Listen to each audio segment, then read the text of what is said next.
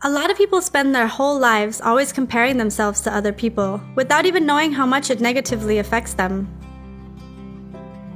When comparing yourself to someone who is inferior than you may feel content with who you are and lose the passion to grow to your full potential.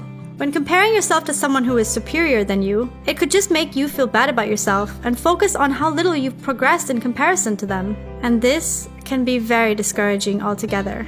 I mean, if you look at someone else and you work your own goals around theirs, you're actually following someone else's path. But that path is probably not the same path as yours, and will not be the path that you need to take in order for you to achieve your own dreams. The thing is, everyone is different. Diamonds are valuable because it doesn't pretend to be topaz. Topaz are valuable because it doesn't pretend to be rubies. Everything is beautiful in its own way. We are all valuable in our own way. For example, if you're a fish, but you compare your running skills to a tiger, you will undoubtedly be disappointed in your own value. But actually, you can swim way better than a tiger can, and that there is your value. Therefore, what you should be focusing on is finding yourself, walking on your own path and competing with yourself. Instead of looking at yourself and the things that you don't have, you should be focusing on the things that you do have and do well. And even if being yourself doesn't always succeed, like maybe you'll fall or maybe you'll fail, you just have to think that whatever the outcome is, it's the best outcome you could have. Now you're probably wondering something like, hey, I lost the race. Hey, I didn't do as well on my exams as my friends. Hey, I did terribly in the job interview. And then think, how is that the best outcome I could have?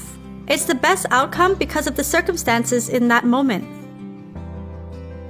I'll give you an example. There was a runner who finished in 4th place because the night before she raced, she didn't sleep very well. Therefore, not getting enough rest and not having enough energy to run as she did when she was training. She was really sad, and she blamed herself because she thought that she didn't do the best that she could, because if she had had more rest, she would have done better.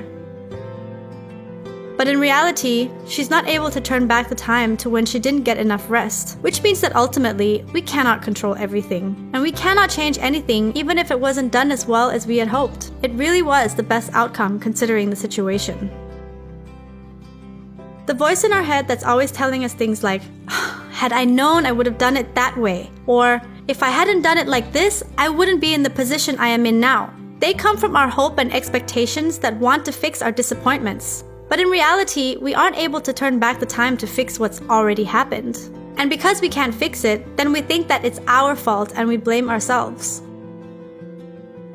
But no matter how much we blame ourselves, we can't change the past. Therefore, the only thing that can release us from blaming ourselves is to understand that we are not the only cause for what happened.